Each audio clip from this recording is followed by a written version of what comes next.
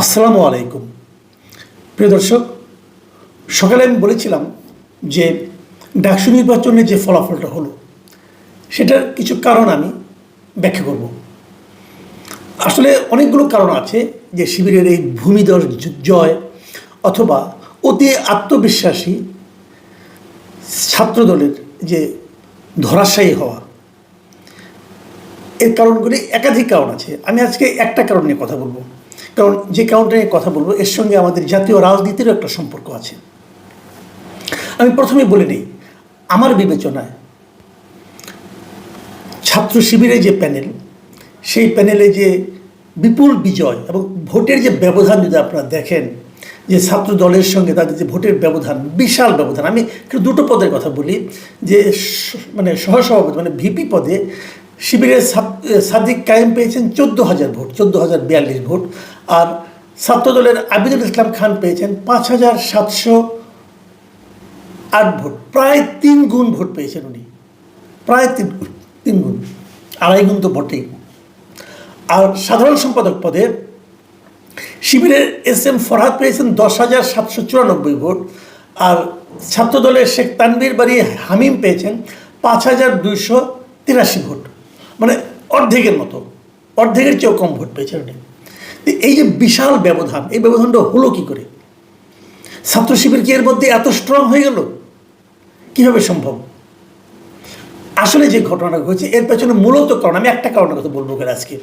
এই কারণটা হচ্ছে জাতীয় রাজনীতি। মানে গত বছরের 5ই আগস্ট শেখ হাসিনা পালিয়ে যাওয়ার পর সারা দেশে আওয়ামী লীগের নেতা কর্মীদের বিরুদ্ধে নানা ধরনের নির্যাতন, অত্যাচার চলতে থাকে। কারা করে এগুলো? ফিজিক্যাল টর্চার হয়, গণধুলাইয়ের শিকার হয়, গণপিটুনির শিকার হয়, মবের শিকার হয়, এবং তারপর মামলা মোকদ্দমায় পড়ে। প্রতিষ্ঠিত এক একজন ব্যবসায়ীকে মামলা মোকদ্দমায় ঝুলিয়ে দিয়ে তাদের ব্যবসা প্রতিষ্ঠান দখলের একটা পায়তারা হয়। এগুলো কারা করে? এগুলোর ম্যাক্সিমাম ক্ষেত্রে বিএনপির নাম শোনা যায়। একটা কথা খালি ভাবেন আপনারা, যারা ঢাকা বিশ্ববিদ্যালয়ে যারা ছাত্রলীগ করে তাদের ফ্যামিলিটা কেমন? তারা কোন ফ্যামিলির লোক? বিএনপির ফ্যামিলির লোক এসে কি ছাত্রলীগ করে? অথবা জামাতের ফ্যামিলির লোক কি ছাত্রলীগ করে? করে না। যারা ছাত্রলীগ করতো তাদের অধিকাংশ ফ্যামিলি হয় তারা কোনো পার্টি করতো না, ঢাকায় এসে তারা ছাত্রলীগ শুরু করেছে, অথবা তারা বংশগতভাবেই ছাত্রলীগ করে, মানে তার বাবা হয়তো আওয়ামী লীগ করে, বড় ভাই যুবলীগ করে, এরা করে। এরা সবাই কিন্তু মানে আপনার বিএনপি কিংবা ছাত্রদল কিংবা যুবদল দ্বারা তাদের এলাকায়, নিজ নিজ এলাকায় অত্যাচারিত গত 1 বছরে। আপনারা হিসাব মিলে দেখবেন, আপনি আপনার নিজের পাশের বাড়িতে যোগাযোগ করে দেখেন, আপনার এলাকায় আওয়ামী লীগের বিভিন্ন পুরনো যারা নাকি নেতাকর্মী ছিলেন তাদের বিরুদ্ধে যত মামলা হয়েছে, ভুয়া মামলা হোক, সাজানো মামলা হোক, অথবা জেনুইন মামলাই হোক, যত মামলা হয়েছে এই মামলাগুলির বাদী কি? 95% ক্ষেত্রে বাদী হলো বিএনপির লোকজন। তো ঢাকায় যিনি বসে আছেন স্টুডেন্ট, তিনি যখন দেখছেন যে তার বাবা বিএনপির, স্থানীয় বিএনপির নেতাকর্মী দ্বারা অত্যাচারিত, নিগৃহীত, তো তারা কি বিএনপির অঙ্গ সংগঠন হিসাবে ছাত্রদলকে ভোট দেবে? দেবে না। এটাই ঘটেছে ঢাকার ডাকসুর এই নির্বাচনে।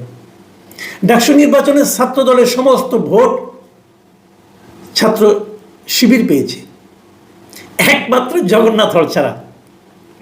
জগন্নাথ হল হিন্দু অধ্যুষিত হল, সেই হলের যারা আছেন তারা ছাত্র শিবিরকে শেষ মুহূর্ত পর্যন্ত বিশ্বাস করেননি এবং ভোট দেননি।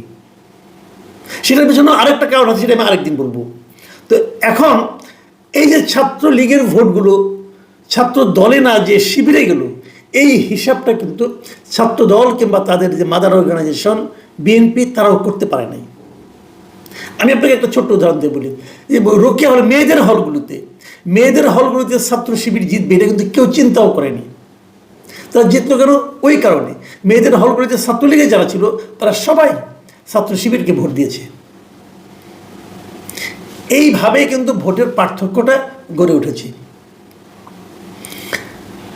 আমি এখানে আরেকটা কথা বলি, যে এই যে মানে জামাতের যে ভূমিকাটা, জামাতের সঙ্গে যে আওয়ামী লীগের যে একটা প্রেম, আমাকে অনেকেই বলেছেন যে বিভিন্ন প্রত্যন্ত এলাকায় জামাতের ভূমিকা ছিল আওয়ামী লীগের প্রতি এক ধরনের ইতিবাচক। তারা মুখে যাই বলুক না কেন, যখন আওয়ামী লীগের একজন লিডার দূরের উপরে থাকছে, তখন তার ব্যবসা প্রতিষ্ঠানটাকে স্থানীয় জামাতের লোকজন কিন্তু রক্ষা করার চেষ্টা করেছে। এই তথ্য আমি অনেকের কাছ থেকে পেয়েছি, আপনারা খোঁজ করে দেখতে পারবেন। আর এটা ছিল জামাতের একটা টেকনিক, তারা সারা দেশে মুখে ঢাকায়, তারা মুখে বিভিন্ন সময় আওয়ামী লীগকে নিষিদ্ধ করার জন্য আওয়ামী লীগ বিরোধী কথাবার্তা বলবে, কিন্তু মাঠ পর্যায়ে তারা আওয়ামী লীগকে এক ধরনের সাপোর্ট দিয়ে গিয়েছে। কেন? আওয়ামী লীগের সমর্থনটা তাদের দিকে আনার জন্য। এই জিনিসটা কিন্তু দেখেন আজকেই এই ডাকসু নির্বাচনের পরে আওয়ামী লীগ বিএনপির একজন শীর্ষস্থানীয় নেতা মির্জা আব্বাস ব্যাপারটা বুঝতে পেরেছেন বলে মনে হলো আমার কাছে। উনি কিন্তু খুব সরল ভাষায় কিছু কথাবার্তা বলেছেন, এবং উনি বলেছেন যে এই আওয়ামী লীগের সঙ্গে আঁতাত করে এই শিবির ডাকসু নির্বাচনে জয় পেয়েছে। এটা হলো ওনার অভিযোগ। ওনার কথাটা কি? ওনার কথাটা আমি কোট আনকোট আপনাদের পড়ে শোনাই। উনি লিখেছেন, উনি বলেছেন, আমি বলতে পারি না ঢাকা বিশ্ববিদ্যালয়ে জামাতে ইসলামের এত ভোট কোত্থেকে আসলো, আমার তো হিসাব মেলে না ভাই। ওনার হিসাব কিন্তু মিলছে না। কেন মিলছে না? কারণ ওনারা সরল বিশ্বাসে রাজনীতি করতে আসছেন। আপনি আওয়ামী লীগের জন্য কিছুই করবেন না আর ভাববেন যে আওয়ামী লীগের লোকজন আপনাকে ভোট দিবে। কেন দেবে না? এই জিনিসটা না বোঝার কোনো কারণ নেই। কেন বুঝেন না এই কথাটা? উনি দেখেন আরও কি বলেছেন, আর দুটো কথা বলি তারপরে ব্যাখ্যা করছি।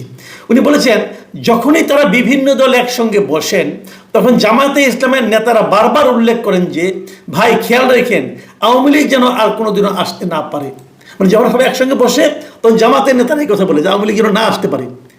আবার আমরা সেভাবেই চললাম, আর তলে তলে আওয়ামী লীগের সঙ্গে আঁতাত করে ছাত্রলীগের সকল ভোট জামাত নিয়ে নিল। মানে কি অসহায় কি অসহায় আত্মসমালোচনা অথবা আত্মোপলব্ধি যে রাজনীতি জিনিসটা কি ভাই? রাজনীতি কিন্তু সিরাতুল মুস্তাকিম না, এটা কোনো সহজ পথ না। রাজনীতিতে অনেক কিছুই ঘটবে। এই জামায়াতে ইসলামের রাজনীতির কাছে আমার এখন মনে হচ্ছে বিএনপি বুঝি শিশু।